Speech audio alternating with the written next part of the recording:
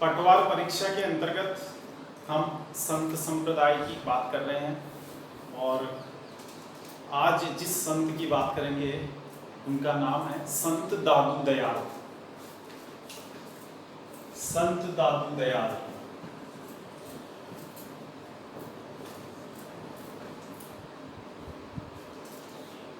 दादू दयाल जो संत थे उनका पूर्व नाम महाबली। क्या था? महाबली। जन्म 1544 ईस्वी, अहमदाबाद। कहां पर हुआ जन्म? अहमदाबाद। राज्य कौन सा? गुजरात।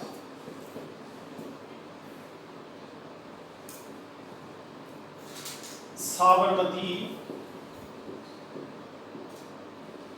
नदी के किनारे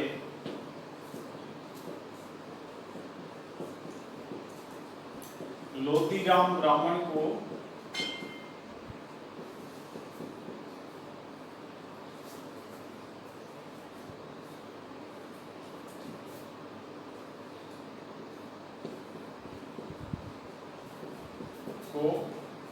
तैरते हुए मिले। देखो ये जो संत है ना, इनका जन्म है 1544 ईस्वी बताया जाता है। और ये क्या है कि अब इनके ओरिजिनल माँ बाप कौन है ये मालूम नहीं किसी को आज तक। एक लोधीराम नाम का ब्राह्मण था और वह साबरमती नदी के किनारे निकल रहा था, किनारे भ्रमण कर रहा था। साबरमती नदी गुजरात में, जहां पर अहमदाबाद स्थित है।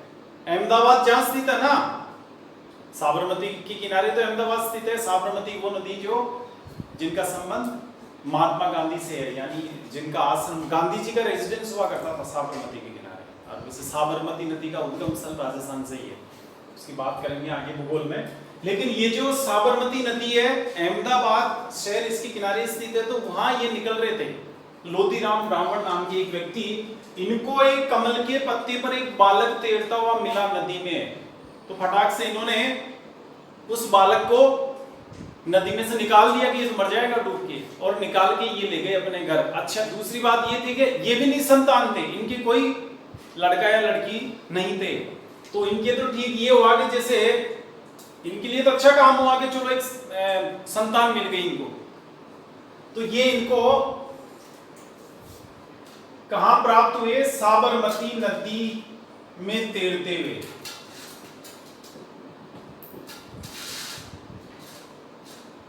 ये 1544 ईस्वी की बात है।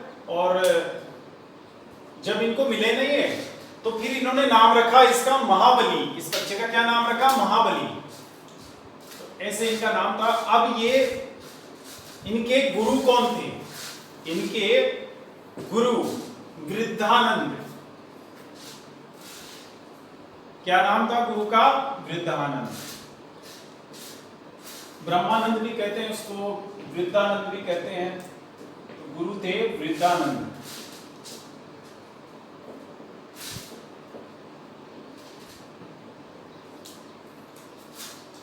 इनके गुरु थे वृद्धानंद। तो इन्होंने क्या है कि चूंकि लोधीराम ब्राह्मण खुद जाति से ब्राह्मण था, और ब्राह्मणों का काम तो कर्मकांड करना है, धार्मिक कार्यों में ही अपने को ये लगाए हुए रखते हैं, दूसरे काम ही करते नहीं है। तो इसको क्या है कि बचपन से ही इन सब चीजों से काफी लगाव रहा। कौन सी? धार्मिक कामकाज से, संतों के साथ आना जाना, उठना बैठना। तो ये क्या है कि ये गुरु हुआ करते थे वृद्धानंद जी, ये भी संत थे। तो इनके संपर्क में आए तो वृद्धानंद जी की शिक्षाओं का, उनके उपदेश का इनके जीवन पर इतना प्रभाव पड़ा कि इन्होंने खुद ने ठान लिया कि मैं खुद ही संत बन जाता हूं ना। तो यही संत बन गए। तो इनके गुरु कौन हुए? वृद्धानंद जी। और प्रथम उपदेश जो, अच्छा इसमें आप लिखना चाहें, चलो आगे बता, प्रथम उपदेश कब दिया इन्हें? संत बन गए नहीं है तो प्रथम उपदेश दिया इन्होंने 1568 ईस्वी में बने ये संत। कब बने? 1568 में। तो प्रथम उपदेश दिया 1568 ईस्वी में, 1568 में बने, 1568 में पहला उपदेश दिया। लेकिन कहां उपदेश कहां दिया? पहला सांबर, जिला जयपुर। सांबर का जिला कौन सा? जयपुर।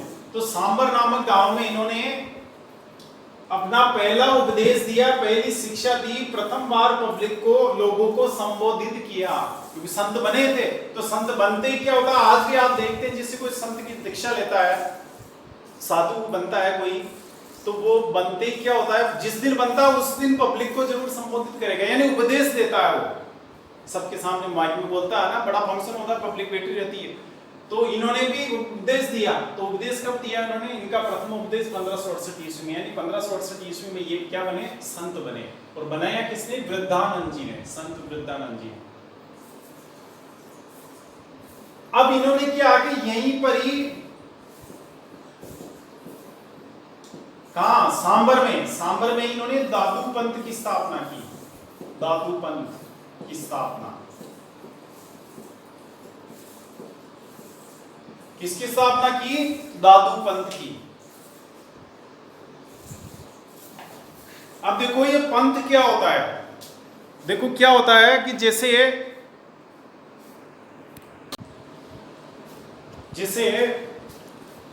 मान लो जैन धर्म है। अब जैन धर्म तो क्या हुआ? जैन धर्म, जैन हो गया धर्म तो। और पंथ का मतलब क्या हुआ कि जैन धर्म की दो शाखाएं, दिगंबर और श्वेतांबर। दिगंबर श्वेतांबर की तुलना में थोड़ा कठोर ज्यादा है, बस इतना फर्क है, लेकिन दोनों ही मानते महावीर स्वामी को है। तो धर्म और पंथ में ये विभाजन होता है, ये फर्क होता है। एक जैसे इसी प्रकार बौद्ध धर्म है तो हीनयान और महायान तो अलग शाखाएं, तो हीनयान पंथ हो गया, महायान पंथ हो गया। ऐसे हिंदू धर्म में भी धर्म तो हिंदू हो गया, अब वो पंथ अलग अलग होते हैं। तो एक दादू पंथ भी एक अलग तरह का, एक अलग ब्रांच है उसकी हिंदू धर्म की, जिसे दादू पंथ के नाम से जाना जाता है। इसकी स्थापना दादू जी ने की थी। तो ये तो हो गया आपके दादू पंथ का मतलब। अच्छा, ये जो थे दादू दयाल जी,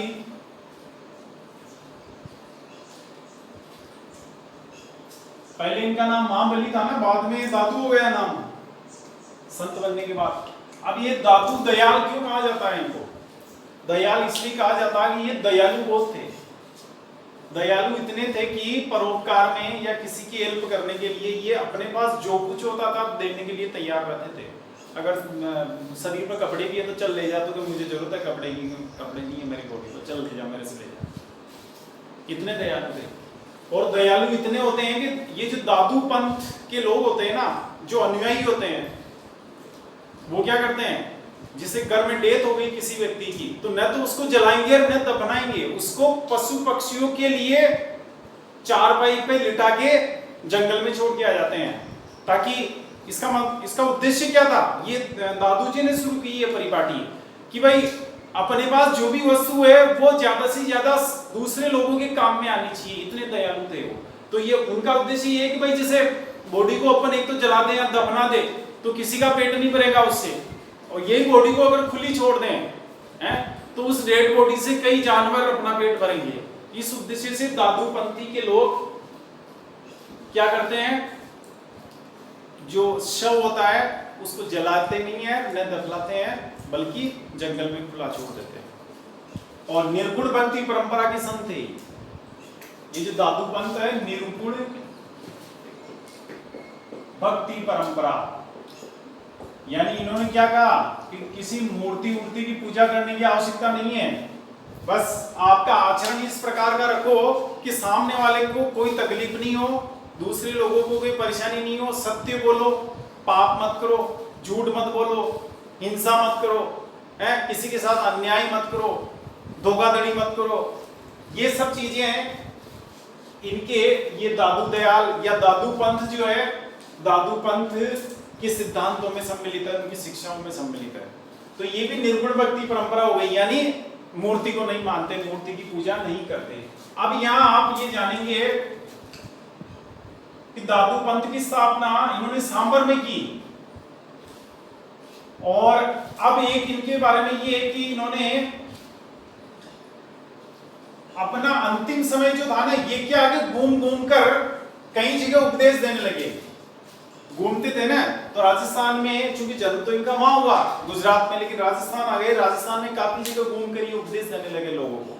तो उपदेश देने लगे, तो उसमें एक ये भी है कि 1585 ईस्वी में मुगल सम्राट या दिल्ली के सम्राट, भारत के सम्राट अकबर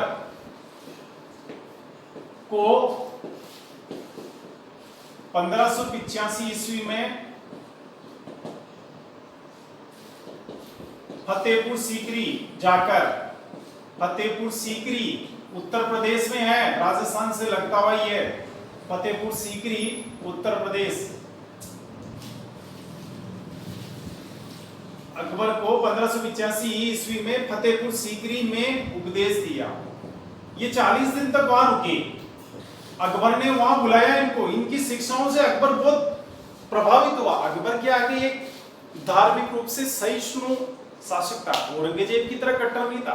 अलाउद्दीन खिलजी या औरंगजेब वगैरह हुए दूसरे जो मुस्लिम शासक थे, उनकी तुलना में अकबर बहुत ही लिबरल था इस मामले। वो सभी धर्मों का आदर करता था। यदि किसी धर्म में अच्छाई है, कुछ बातें जैसे उस धर्म में ऐसी है जो उपयोगी है मानव जीवन के लिए, तो उनको वो अपने आचरण में उनको उतारता था। तो इसने क्या किया कि अकबर ने बुलाया, अकबर को पता लगा कि दादू जी नामक कोई संत आए हुए हैं जो बहुत अच्छी शिक्षाएं दे रहे हैं, उपदेश दे रहे हैं। तो इन्होंने वहां बुलाया कि आप पधारें, फतेहपुर सीकरी रहते थे अकबर, आप फतेहपुर सीकरी यहाँ आओ और आप हमें भी आपकी शिक्षाओं से लाभान्वित करो। तो ये वहां 40 दिन तक रुके थे, वहां उपदेश दिया, और अकबर इतना प्रभावित हुआ कि अकबर ने गाय की हत्या पर रोक लगा दी, गो हत्या को बैन कर दिया, कोई गाय वाय को नहीं मारेगा।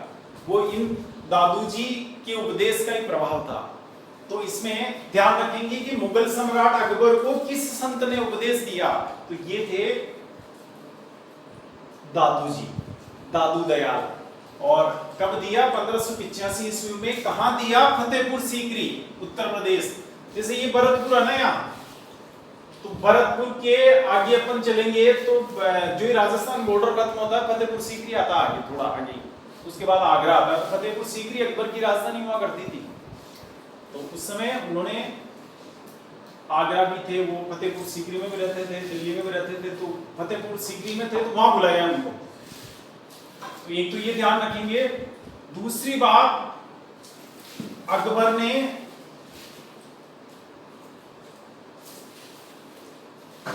इन्होंने दादू जी ने या दादू दयाल ने अपना अंतिम समय पे उपदेश देते देते गांव गांव घूम रहे थे ना ये, तो अंतिम समय कहां बिताया भाई? पहला उपदेश तो इन्होंने दिया सांबर में, तो अंतिम उपदेश कहां दिया? अंतिम समय नरेना या नारायणा, तहसील फुलेरा, जिला जयपुर। याद रखेंगे इसको एकदम। इन्होंने अपना अंतिम समय कहां बिताया? तो जयपुर जिले में फुलेरा तहसील है, उसका एक गांव है ग्राम नरेना। इस नरेना में इन्होंने अपना अंतिम समय बिताया था, और इनका जो देहावसान या इनका निधन है वो यही हुआ था। तो ये क्या आ गया? 1603 ईस्वी में निधन नरेना में। 1603 ईस्वी में नरेना में होता है। और इस चूंकि इनका निधन हुआ ना, अंतिम उपदेश यहां दिया इन्होंने, इसलिए दादू पंथ की प्रधान पीठ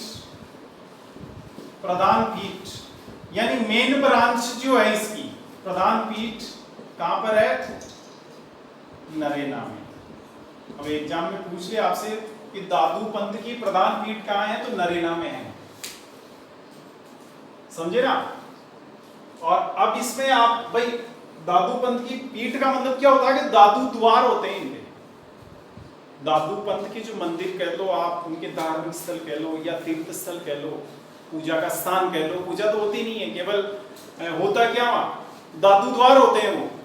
तो दादू द्वार में होता क्या है कि संत होते हैं, हर द्वार में कोई ना कोई संत। अभी यहाँ भी जैसे कोई संत है, इसके गोपाल दास जी है या जाने कौन है, इस तरह का नाम है, तो यहाँ संत उनके उत्तराधिकारी कोई ना कोई, जब एक संत मर जाता है तो उसकी जगह दूसरा संत उस पीठ में उस सिंहासन में बैठ जाता है। तो ये जो संत होते हैं वो दादू जी की जो बुक है, उनकी जो ग्रंथ है उनका वहाँ वाचन करते हैं, भक्त लोग जाते हैं सुनते रहते हैं, उनकी शिक्षाएं उनमें उल्लेखित है, ये काम होता है वहाँ पे। और कोई ऐसा नहीं कि अगरबत्ती लगा रहे हैं, पूजा पाठ हो रहा है, भजन कीर्तन हो रहा है, और ऐसा कुछ नहीं है, सिर्फ उनकी शिक्षाओं का वाचन होता है वहाँ पे। तो जो ये क्या है, दादू पंथ के जो धार्मिक स्थल है या तीर्थ स्थल है उनका नाम क्या है, दादू द्वार कहते हैं। क्या कहते हैं इसको, दादू द्वार।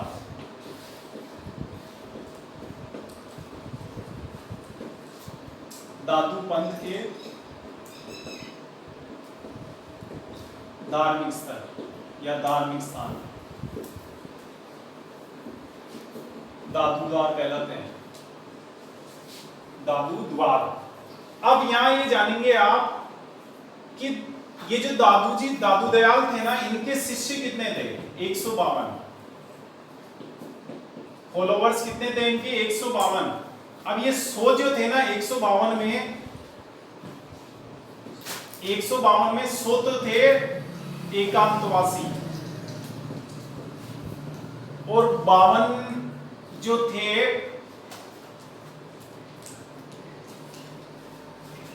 इन्होंने क्या किया, घुमक्कड़ कह सकते हैं आप इनको, भ्रमणशील।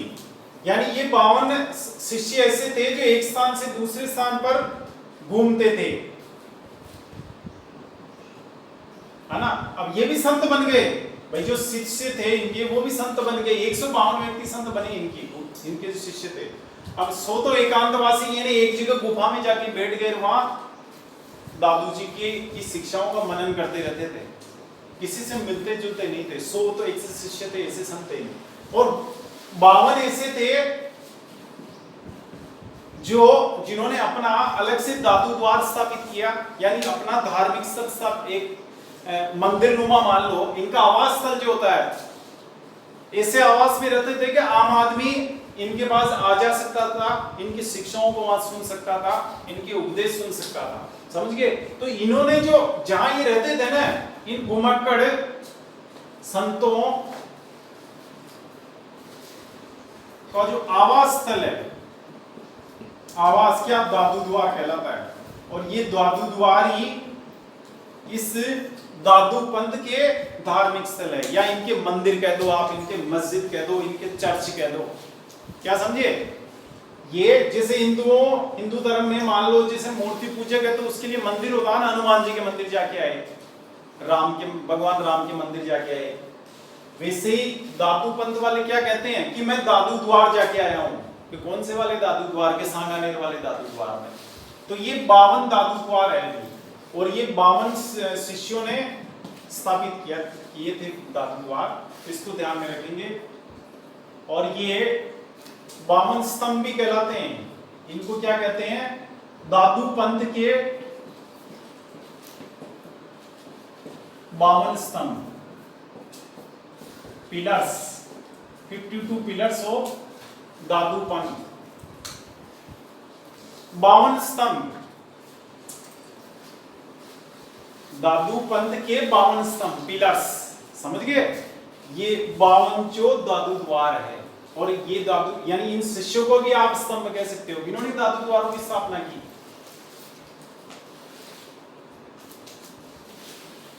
अब इनमें जो प्रमुख संत थे या शिष्य थे, इनके 52 बताए ना मैंने, इन 52 में जो प्रमुख थे वो कौन से थे?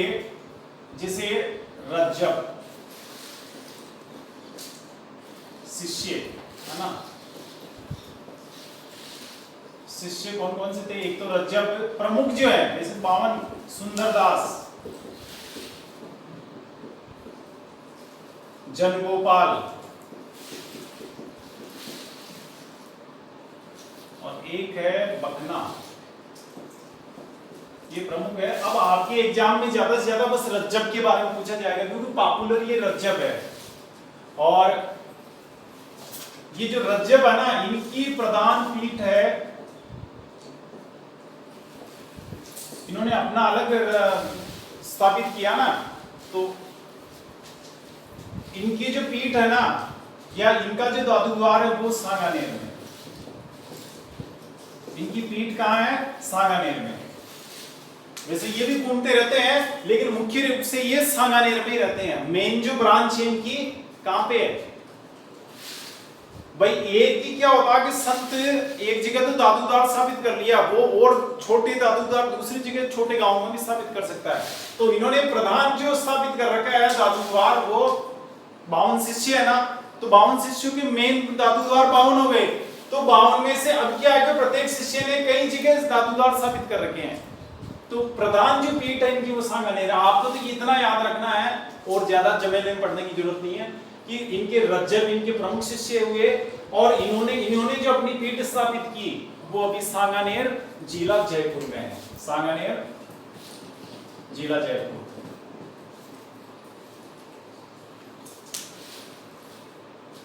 प्रधान पीठ, प्रधान गद्दी। एक आप ये जो सुंदरदास आ रहे हैं, ये क्या है कि इन्होंने दादू पंथ में नागा साधु,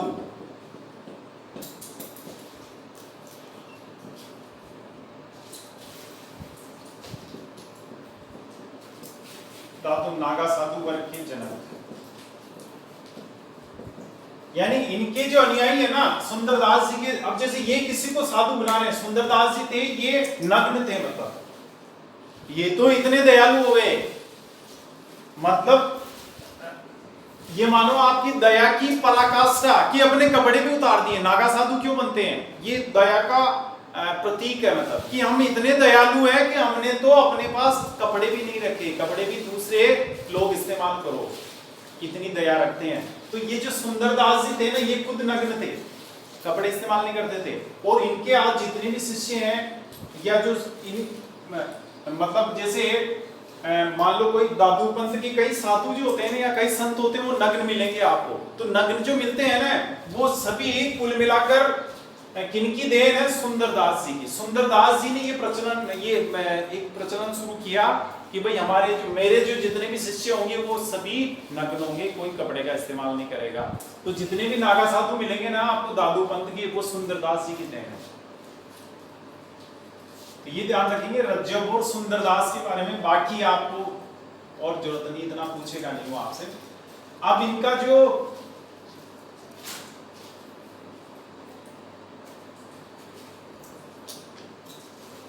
अब आपसे पूछ ले कि भाई दादू पंथ की प्रधान पीठ, दादू पंथ की प्रधान पीठ कहां है? मेन ब्रांच दादू पंथ की, तो वो है नरेना में। और नरेना में इसलिए है दादू पंथ की प्रधान पीठ, सभी शिष्यों में सब में की प्रधान पीठ कहां है? नरेना में। नरेना में है ना, क्योंकि नरेना में तो इनका अंतिम समय गुजरा था। और दादू जी जो दादू दयाल जी थे, उनका देहावसान यही हुआ था, इसलिए ये प्रधान पीठ मानी जाती है। आपसे ये पूछ ले कि भी दादू पंथ की प्रधान पीठ या प्रधान तीर्थ स्थल कौन सा है? नरेना। ये याद रखेंगे भाई। इनके दादू द्वार तो कई जगह मिल जाएंगे आपको, सांगानेर में ही है, सांबर में भी है और कई जगह है, लेकिन जो प्रधान तीर्थ स्थल माना जाता है दादू पंथ का, वो नरेना माना जाता है। तो ये फैक्ट याद रखेंगे, नरेना जिला जयपुर। अजमेर से जयपुर जाते हैं ना, अजमेर से आप जयपुर जाएंगे,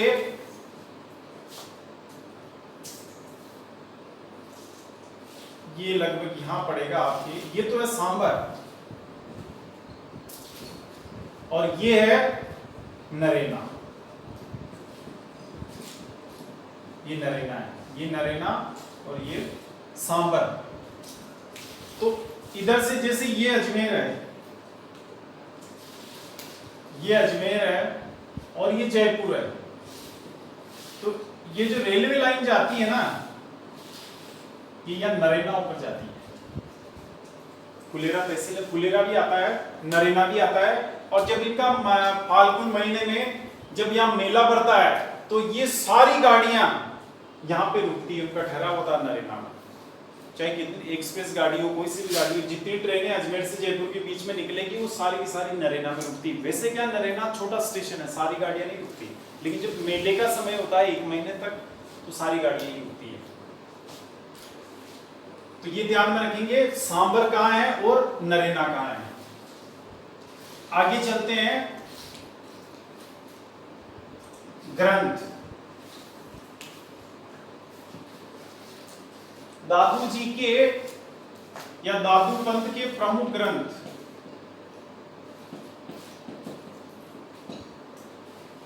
दादू जी की वाणी और प्रमुख जो है दादूरा दोहा, दादूरा दोहा और दादू जी की वाणी, ये प्रमुख ग्रंथ है। और हमने क्या बताया कि जब आप दादू द्वार में जाओगे ना तो इन ग्रंथों का ही वाचन किया जाता है वापस, धार्मिक क्रिया के नाम पर या पूजा के नाम पर। यहाँ इतना ही होता है दादू पंथ में, और कुछ नहीं होता। समझ गए? वहाँ के जो साधु होते हैं, इनके जो संत होते हैं दादू पंथ के, वो तो इवन माला भी नहीं रखते अब गले में, हाथ में, गले में कहीं माला वाला नहीं रखेंगे, तिलक भी नहीं निकालते और चोटी वगैरह भी नहीं रखते। तो इस तरह इतना सिंपल, इतना एक साधारण धर्म है ये पंथ है ना। इसकी शिक्षाएं या इसके सिद्धांत बहुत सीधे हैं, मतलब इजीली कोई भी आदमी, एक सामान्य आदमी इसको अंगीकार कर सकता है, अपने जीवन में उतार सकता है, अपने आचरण में उसको आराम से प्रदर्शित कर सकता है अगर चाहे तो। इसमें कठोरता वाली या जटिलता वाली कोई बात नहीं है। इन्हें राजस्थान का कबीर कहा जाता है। किनको? दादू जी को। दादू जी को राजस्थान का कबीर भी कहते हैं। कबीरदास जी 16वीं सदी में भारत में एक प्रमुख संत हुए थे। तो राजस्थान का कबीर पूछ ले आपसे कोई, वो तो पूरे भारत के थे कबीरदास जी। राजस्थान के कबीर कौन है? दादू दयाल जी। इनको राजस्थान का कबीर कहा जाता है। कबीर भी निर्गुण भक्ति परंपरा के प्रमुख संत थे भारत में, और ये भी निर्गुण भक्ति परंपरा के ही संत है। मेला,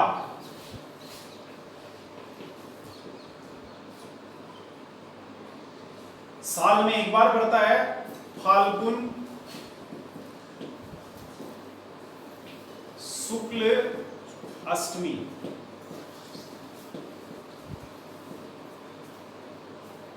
कहां पर? ग्राम नरेना या नारायणा। मेला कहां पड़ता है इनका? नरेना में पड़ता है, जयपुर जिले में। समझ गए? और इस दिन क्या है कि जन्म हुआ था इनका, यानी ये इनका क्या है? जन्मदिन। ये जन्मदिन है इनका, दादू जी का। ऐसी मान्यता है कि दादू जी का जन्म इस दिन हुआ था। हालांकि एग्जैक्ट तारीख मालूम नहीं है, लेकिन जिस दिन उनको लोधीराम जी ब्राह्मण साहब को ये मिले साबरमती में, उसी दिन इनका जन्म मान लिया गया। तो ये जो जन्मदिन इस दिन माना जाता है, अष्टमी को, फाल्गुन महीने की जो शुक्ल पक्ष की अष्टमी है, और वो नरेगा में इनका मेला पड़ता है, ये याद रखेंगे बिल्कुल। और इसके अलावा तो इनके बारे में कुछ नहीं है। और भाषा की बात करें तो सत्तूकड़ी भाषा होती है, एक साधु उनकी वो सत्तूकड़ी भाषा इस्तेमाल करते थे। और इसके अलावा आप इनकी पीठ के बारे में क्वेश्चन पूछा जाता है, प्रधान पीठ कहाँ है, तो वो ध्यान में रखेंगे।